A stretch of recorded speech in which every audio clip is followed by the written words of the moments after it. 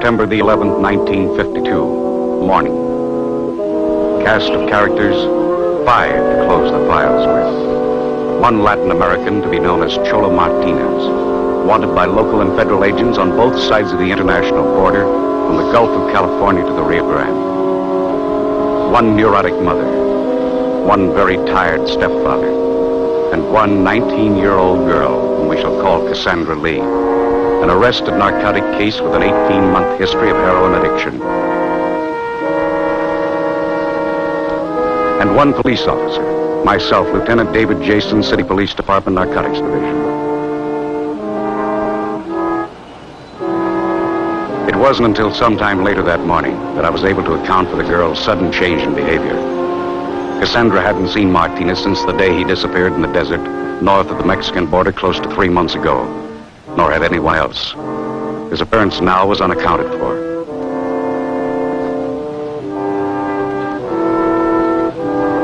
Why Martinez did show at this particular time and place, only he or perhaps the girl could say, or any other pair of young addicts who had experienced what these two had in recent months.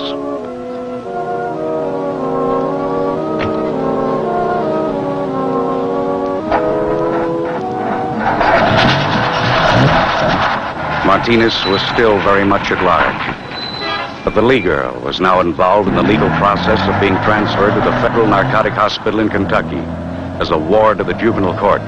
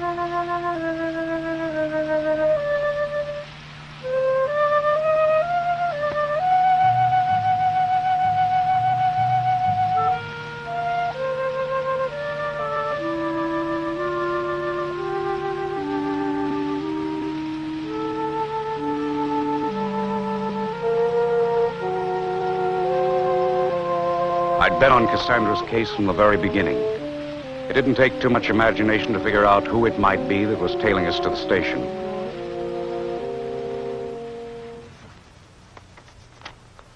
Code Narco Red. Miguel Martinez, alias Choro, 5'7", 140, of Mexican origin. 37 Ford sedan, south on 42nd Street. Destination Southern Pacific Station. Approach with caution, he may be armed.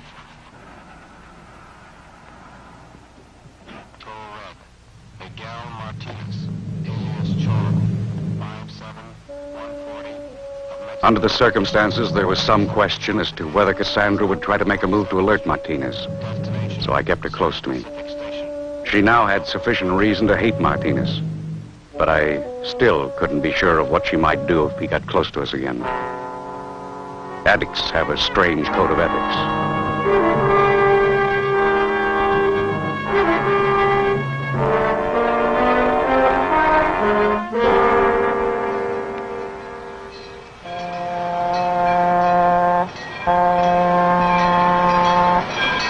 Somewhere between the time of arrival and departure of the eastbound limited that day, the police department would officially close out the file on the Lee girl's case, writing off 3 years of Cassandra's turbulent past. Motorcycles were a part of Cassandra's turbulent past. I didn't get the connection at first, but then I began to recall the first implicating circumstances in the girl's case, a little over 3 years ago.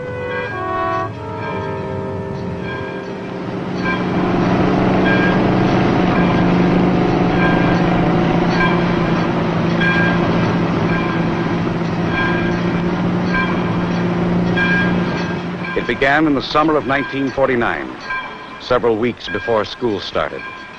That summer, Cassandra worked as a stock girl in her mother's small downtown place of business. Across the alley, there was a motorcycle repair shop. It was here that Cassandra first became acquainted with Russell Packard and his motorcycle pals. A fast bunch of kids, all suffering in various degrees from the same kind of emotional insecurity that Cassandra had been afflicted with during a lifetime of being bounced from the knee of one stepfather to another by a much-married mother. Mrs. Lee's lack of sympathy for the problems of the teenage personality, coupled with the frustration of knowing that she had somehow failed Cassandra as a mother, fomented emotional situations between mother and daughter that played havoc with the emotional stability of both.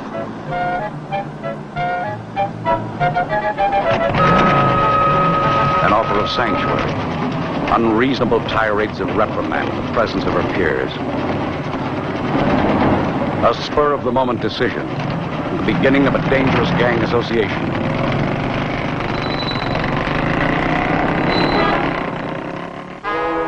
Later that same day, at an old abandoned stadium just outside of town, Cassandra encountered one of the most damaging aspects of many of today's youthful gang associations. Reefers, marijuana, one of the lesser narcotics whose use often constitutes the first faltering step toward addiction to the harder drugs. And now, as the newest member of this gang of kids to whom the use of marijuana had become the big-time thing, Cassandra found herself the target of one of the most devastating social pressures existing among our teenage population today: conformity to the group pattern.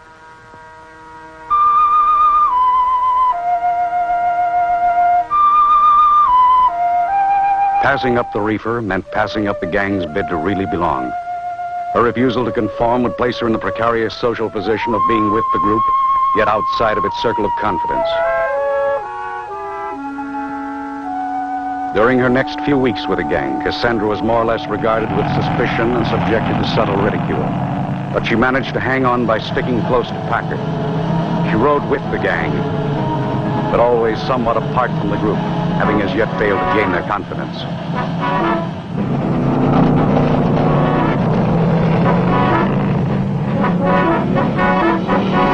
With the passing of time, Cassandra became more accustomed to the kids and their use of marijuana, but never to the feeling of being an outsider.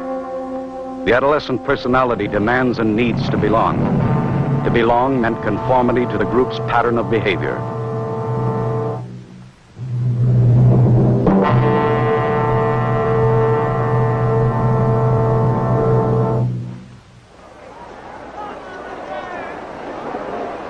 By the end of the following school year, Cassandra's personality had undergone a gradual yet drastic change. She'd become irritable, reticent, and pointedly antisocial. Old friends that she'd once palled with at school now made a practice of going out of their way to avoid her. That is, all but one, a kid by the name of Johnny Adams, the boy who was always seen waiting to take Cassandra home each day after school. Johnny was the fall guy who refused to believe that she had somehow changed. But then, Johnny was perhaps the only person in Cassandra's young life who had a genuine regard and affection for the girl. So Johnny waited.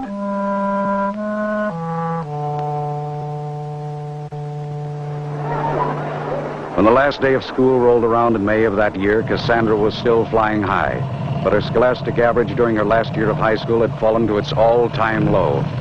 The possibility of college, which had once counted on heavily as an avenue of escape from home and family, was now completely out of the question. Her school days were behind her, and Cassandra was frightened. But there was an out. Johnny was still waiting.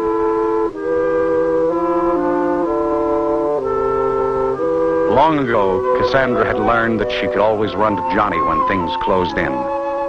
But time was running out fast, and so was Johnny.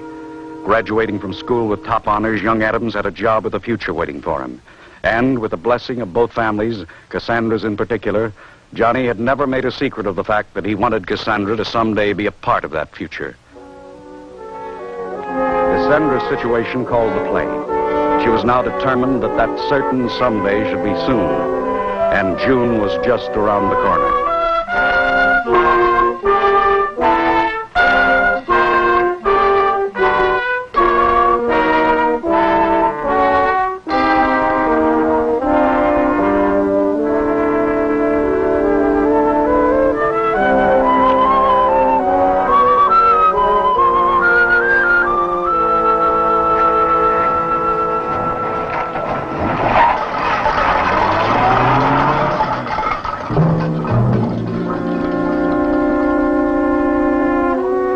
Emotionally immature and badly maladjusted, Cassandra was ill-prepared for the adjustments and routine responsibilities of married life. By midsummer, her young husband had become the innocent focal point of the girl's accumulated apathy and resentment. In spite of the sedatives prescribed by her physician, Cassandra had for some weeks now been riding the crest of a nervous breakdown. Aware only of the fact that recently his young bride had not been well, Johnny had little insight as to the emotional nature and background of her condition, and with the passing of time was finding it increasingly difficult to account for her frequent displays of mood and temper.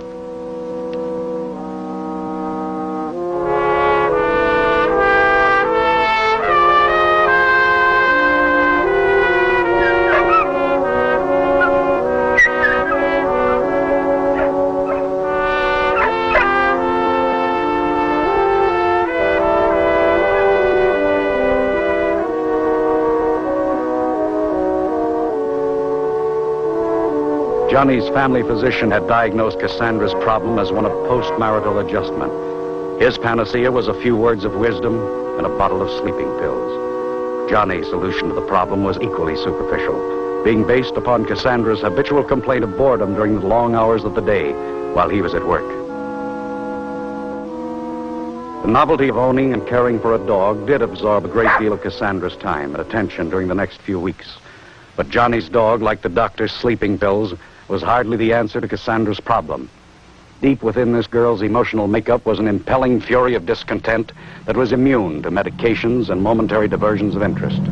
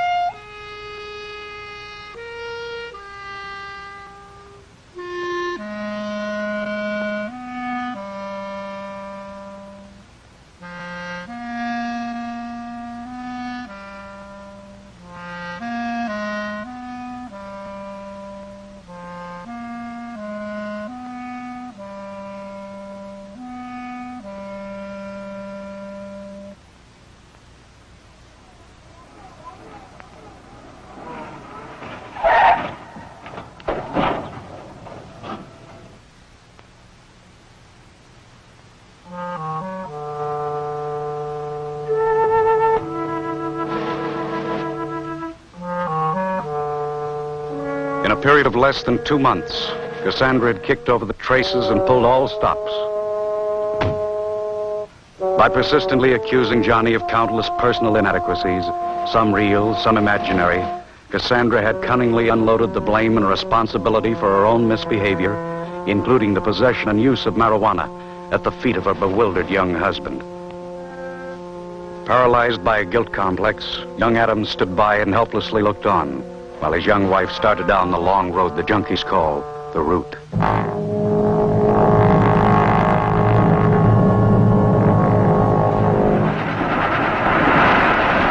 Johnny's employer was the first to notice the change that had come over young Adams.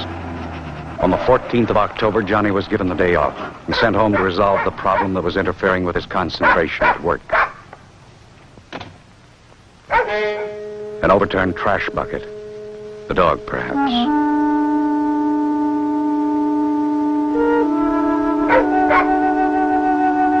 In among the tin cans and food cartons, Johnny found half a dozen or more small bottles of a type commonly used by druggists when filling prescriptions. Seconal, sleeping pills. And this was the dreamer. The junkies call them goofballs, and Cassandra was about as goofed up on Seconal as the physical limitations of the human body can stand. Young Adams knew that Cassandra had been issued a prescription for sleeping pills on several occasions, but he became alarmed when he noticed that the issue dates on the labels of 6 of the bottles were all within a period of less than 1 week. It was apparent that Cassandra had now added forgery to a fast-growing list of indiscretions and misdemeanors. He was even now trying to top that list with suicide. There was another bottle of Seconal hidden behind the incinerator.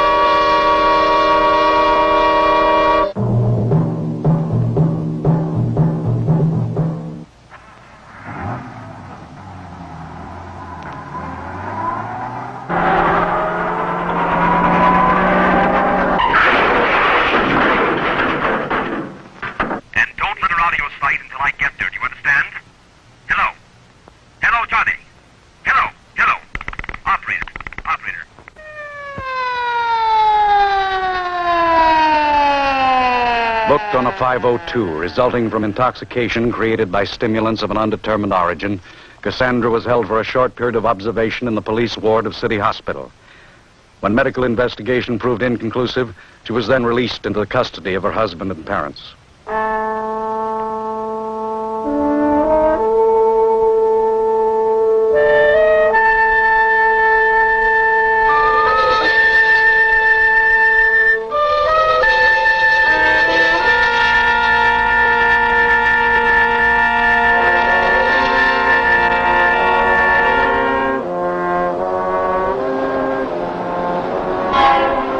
A telephone call from the Lee home in the middle of the night on November the 2nd wrote Cassandra's name on the police blotter for the second time. This time as a missing person.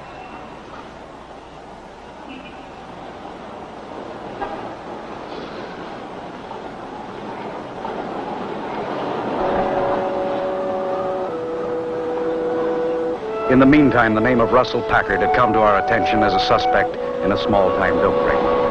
The organization was thought to be operating out of the east end of town. via motorcycle messenger service a la Packard. When we learned of Cassandra's connection with Packard, we tracked the girl down and put a close tail on her. From then on, Cassandra was officially my problem.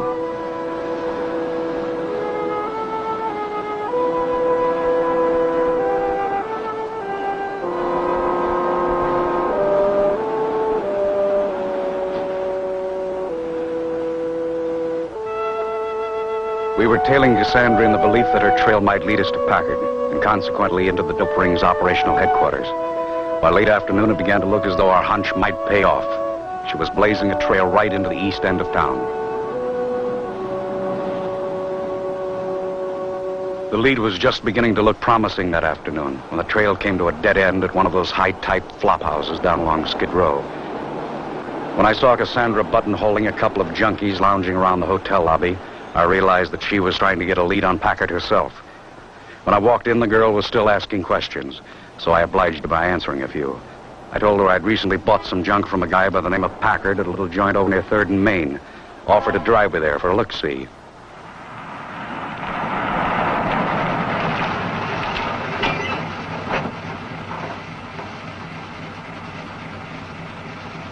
Packard, of course, wasn't there. But the fake lead I'd thrown Cassandra's way bought me into her confidence. When she got back into the car, she told me she had a couple of hunches she'd like to run down. Wondered if I'd mind driving her around a couple of other places.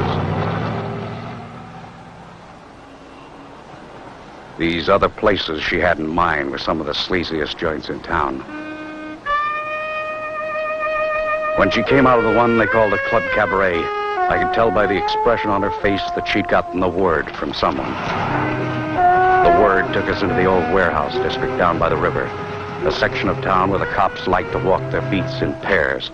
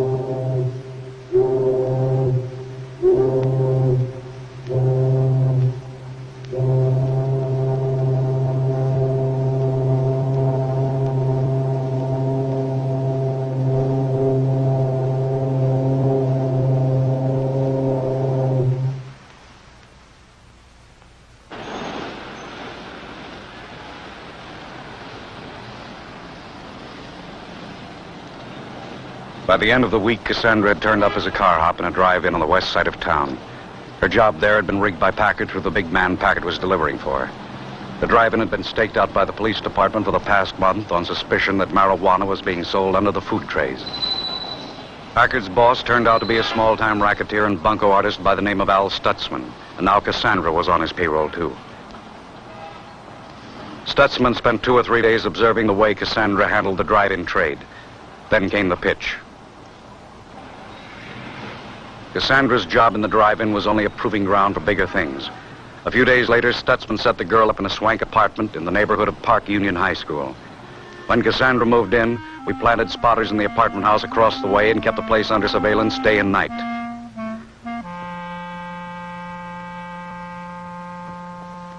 Cassandra had been recruited by Stutzman to expand his traffic in marijuana.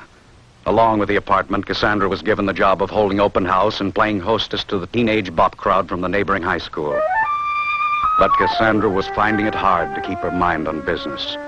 The junk Stutzman had given her to sell to the fast crowd from Park Union presented too much of a personal temptation.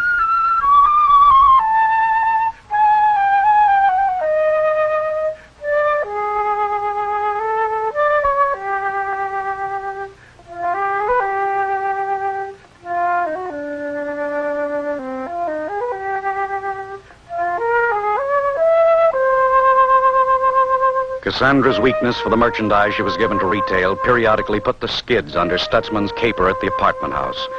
But in between the girl's recurrent breakdowns, business was carried on as usual.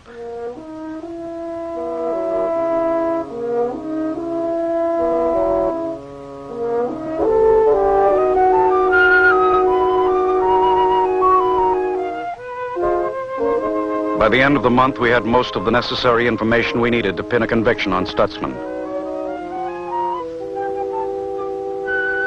At 4:54 on November the 31st, the apartment house stakeout rang in the code 2 we'd been standing by for. At 5:09, we closed in for the kill.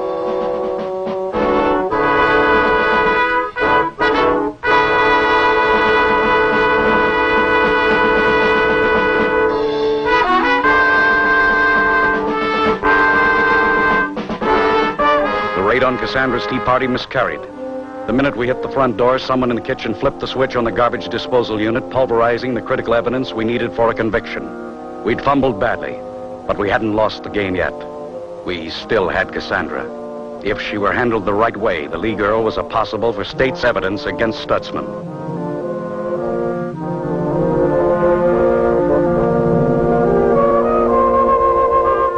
Down at headquarters that evening, I could see that Cassandra wasn't going to buy the reform program that I was outlining for consideration. She knew the evidence we had implicating her was, for the most part, circumstantial. But on the other hand, the girl was smart enough to realize that what little we did have was just enough to make things uncomfortable. She finally expressed a certain willingness to cooperate.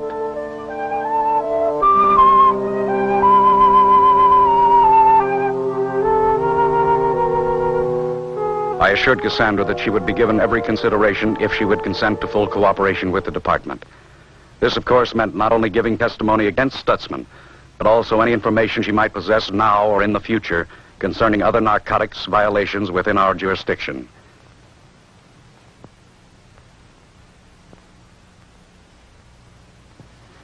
Cassandra wasn't fooling anyone but herself. Addicts have but one loyalty, to themselves and their all-consuming drug habits. When circumstances threaten their freedom to pursue those habits, behavior is motivated by the most primitive of animal instincts, self-preservation and survival of the fittest.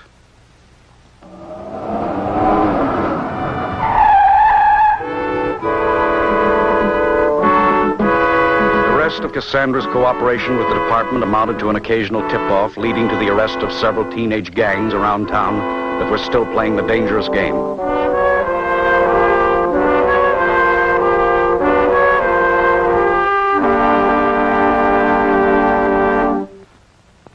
Cassandra's probation period expired on the 1st of May of the following year. Regarded now as a criminal by unsympathetic parents, it was no great surprise when Cassandra disappeared from home again on the day following her release. Required to live in the home of her mother and stepfather during the probation period, Cassandra had evidently found little change in the home environment, which had compelled her initial flight into the world of drugs and dreams.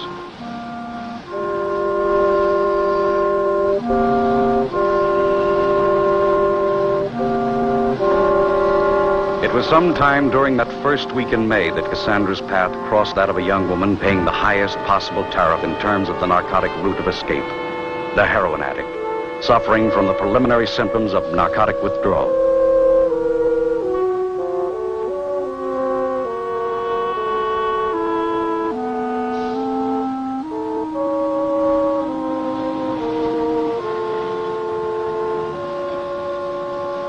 The young woman to whom Cassandra was being the Good Samaritan was one Margot Rossi, the wife of a young hood serving a long term in the state penitentiary. Margot had once made the fatal mistake of trying to fill the vacuum in her life. First with drugs in general, then heroin in particular. Now, when deprived of that drug for any length of time, she was tortured by the cruel sickness of narcotic withdrawal. Though from entirely different socioeconomic backgrounds, these two young women had much in common, and built upon this common ground was the beginning of a new and dangerous association.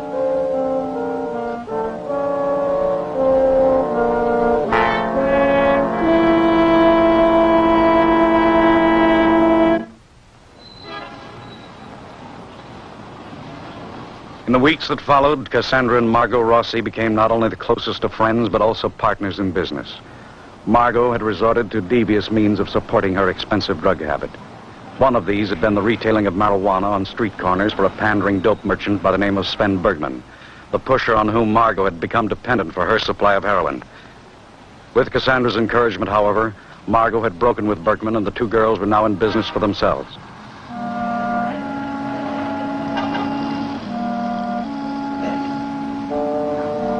When the word got around town that a couple of girls were dealing in marijuana, Cassandra and her business partner began to realize a monopoly on the local weed market. Junkies from all over town were attracted by the novelty of making their buys from women. The girls had the edge on competition, and business prospered. But they had made the mistake of opening up shop on someone else's coveted corner of the cement jungle, namely Sven Bergman's. They had been operating not only in competition with, but in outright defiance of a madman.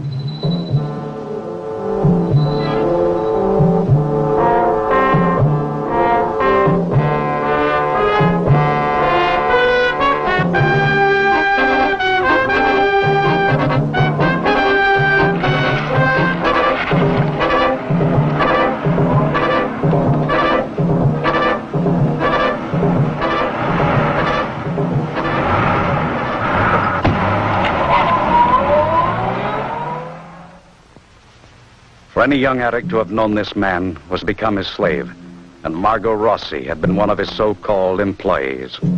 Reforging the shackles and shortening the chain on one of his renegade slave employees was simply a matter of increasing the mainline jolt of heroin, thereby increasing the slave's dependency upon the master and his supply of the drug.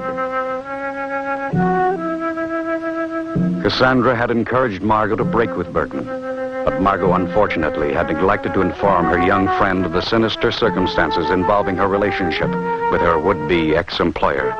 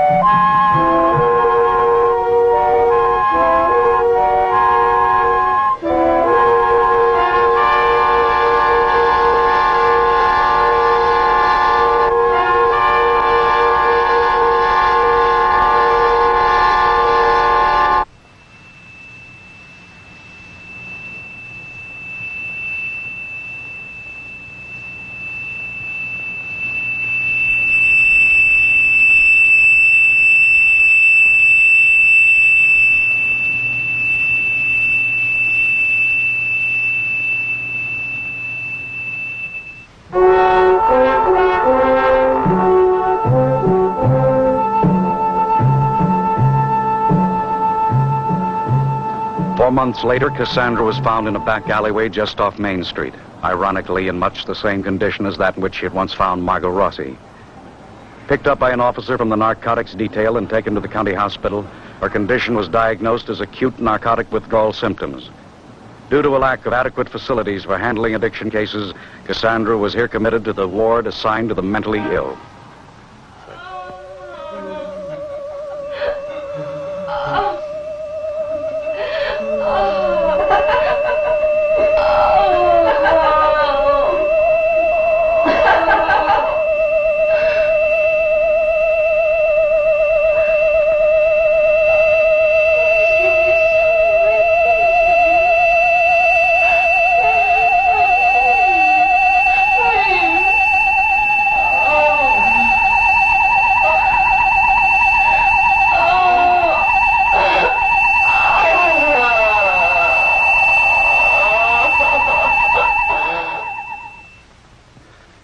Shortly after Cassandra's commitment to County Hospital, the press renewed their war of words against the city's ever-growing narcotics problem, and this time with bitter invective.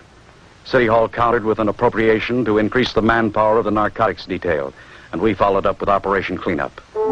Starting with the bad boys of the medical profession, we picked off the quacks around town that were suspected of indiscriminate narcotics administration. By October the 4th, we had the dragnet anchored down over the entire city. The big drive was underway.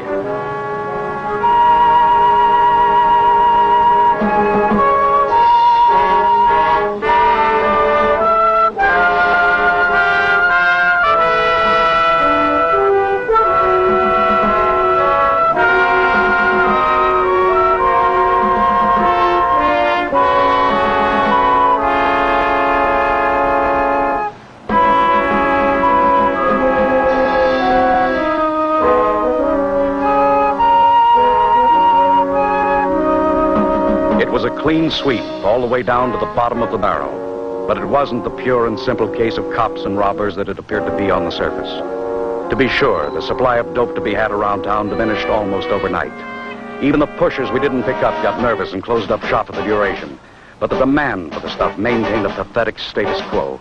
Scores of young addicts like this became desperate for the drug they could no longer buy, beg, borrow, or even steal. The heat was on, and there was a panic in the wind. By the end of the week, the city was literally crawling with the desperation and sickness of narcotic withdrawal.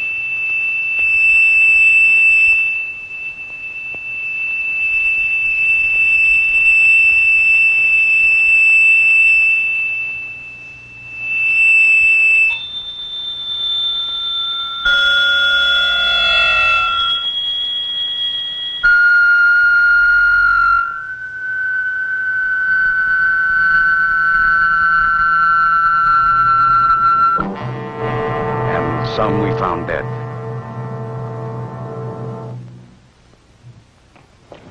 On November the 2nd, we ran down one of the hottest tips we'd gotten since the beginning of the big push in October. Our first lead on the whereabouts of Sven Bergman, but it didn't amount to much. It would have taken something like the assistance of the state militia to have smoked Bergman out of that complicated maze of tunnels comprising the municipal storm drain. It was about 2:30 in the afternoon that day when Bergman gave us the slip. On the other side of town, about 6 miles away via the storm drain, the Rossi girl waited to keep an appointment of mercy with an old friend. The Lee girl, in the meantime, had been transferred out of County Hospital into a private sanitarium. The family's choice of an institution, however, had been a poor one. Inexperienced in the handling of narcotic addiction cases, the sanitarium staff sadly underestimated the perverted will and determination of the addict.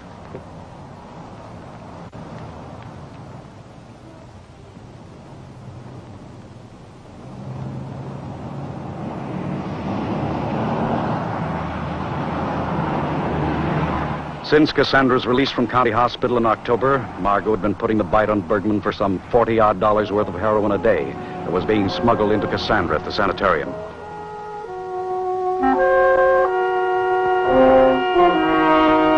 After the police had tried to put the screws on him that afternoon, Bergman evidently figured the tip-off the police had gotten was someone's backhanded way of canceling out a sizable debt resulting from the purchase of heroin on credit.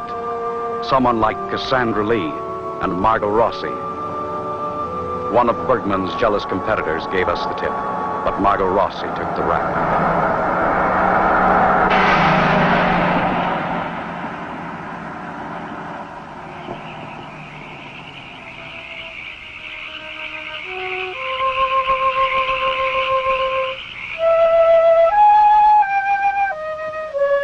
When Margot was found murdered, Cassandra's parents lost little time removing their daughter from the local scene. For a period of 8 months following the incident, Cassandra remained outside our jurisdiction, reportedly farmed out with relatives in the neighboring community. In June of the following year, Cassandra appeared on the local scene again. The stage was a downtown parking lot, and the narcotics detail had the best seats in the house. In fact, it was almost a command performance.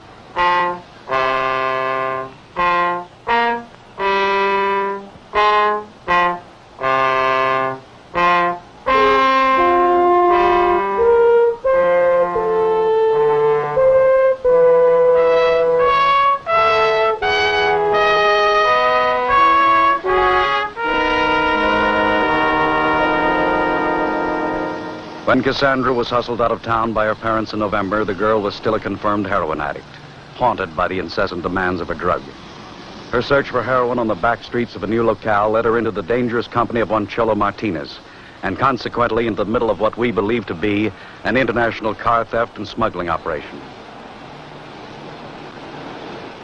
For the past 3 months, we'd been quietly observing the operation while systematically eliminating its stateside membership one at a time.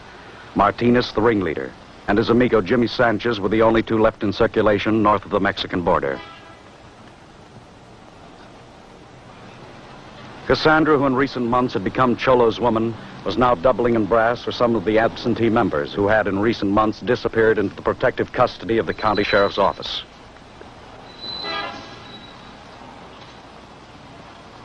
After 3 months of legalized kidnapping, we'd finally succeeded in forcing Cholo's hand. He and Sanchez were trying to pull a job by themselves. To this very end, we had carefully deprived Martinez of his organization of addicts and thieves. With only a skeleton crew now, composed of Cassandra, who at the moment was doing a masterful job of distracting the parking lot attendant, and Jimmy Sanchez, a mental defective, it was almost certain that Martinez would take the stolen car directly to the rendezvous point on the Mexican border, where it would then be sold in exchange for wholesale quantities of heroin.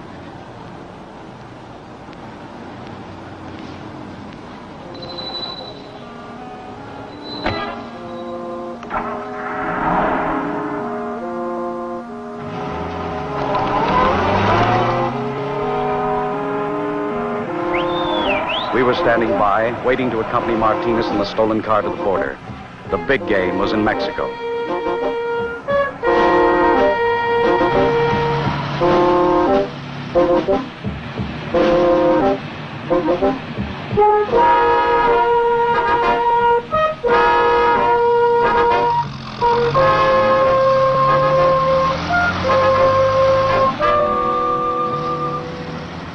"11 hours later, Martinez, Cassandra Lee, and Jimmy Sanchez were racing across the open country north of the Mexican border, headlong into the final phase of our setup.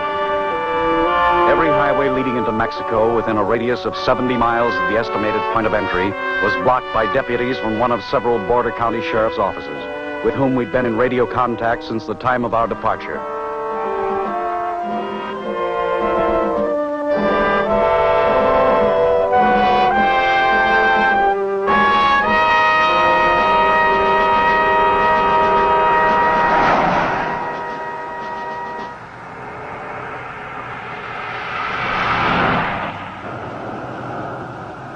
Estimating the mileage from his last stop for gasoline, we knew that Martinez would have to make one more stop to refuel before crossing into Mexico.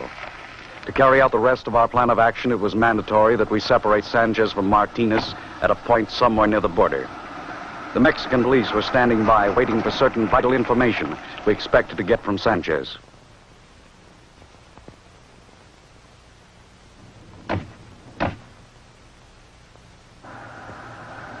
Cassandra hadn't seen my happy face for more than 8 months. It was quite a shock.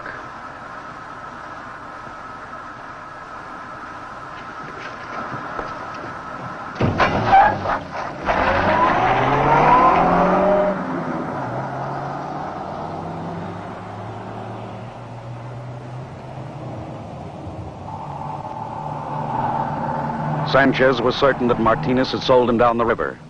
Under such ideal circumstances, we knew it wouldn't be hard to make Sanchez talk.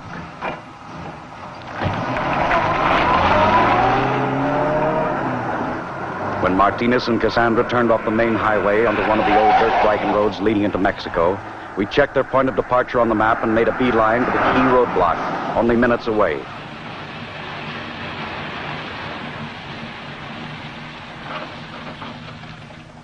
The original plan of action had been to allow Martinez to break through any one of the several roadblocks, at which point the sheriff's men were to have taken up the chase, tailing the stolen car into the rendezvous area in force.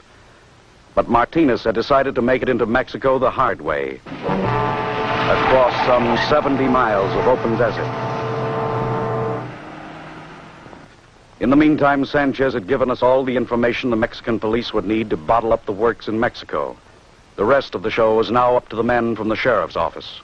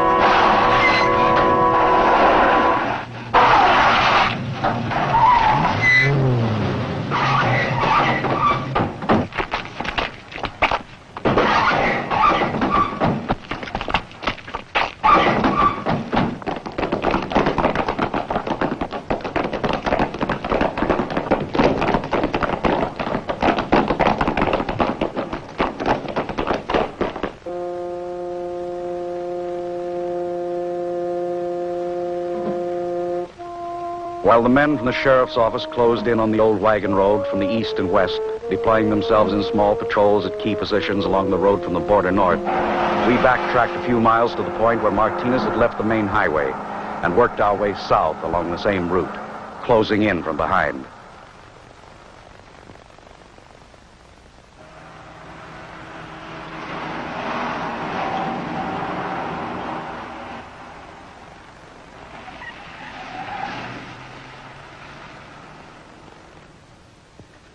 One hour and 20 minutes later, the patrol, observing the last 3-mile section of wagon road north of the border, could report having sighted only one vehicle in transit.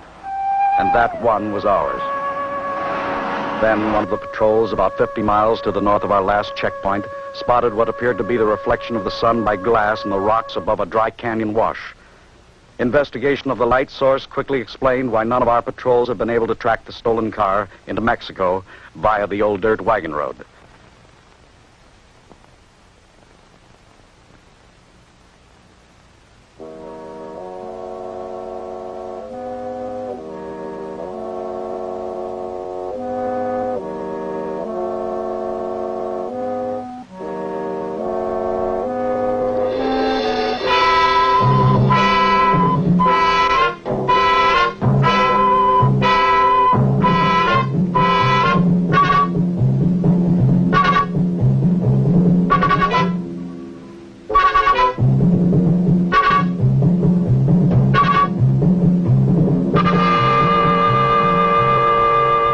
In the panic of escape, Martinez had momentarily forgotten that both he and the Lee girl were slaves to a needle.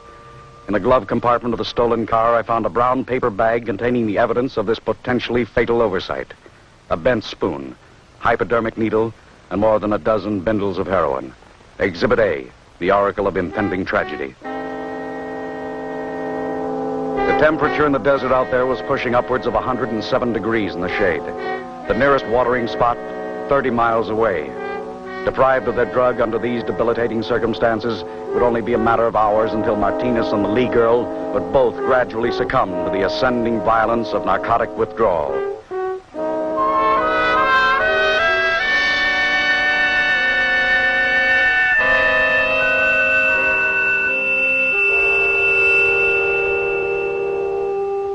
On the morning of the following day, we found ourselves confronted with the problem of too much desert and too little time. Using every available man the sheriff's office could muster, we began the massive yet necessary task of combing every inch of desert within a 15-mile radius of the canyon where the car had been found.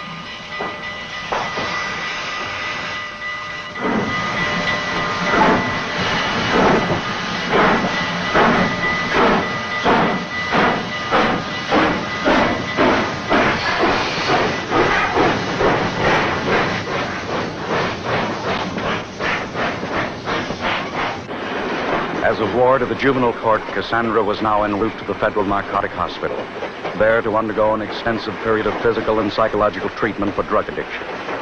But in the end, there is no certainty that the results of such treatment will ever be permanently effective. Where most stories end, Cassandra's may have only just begun.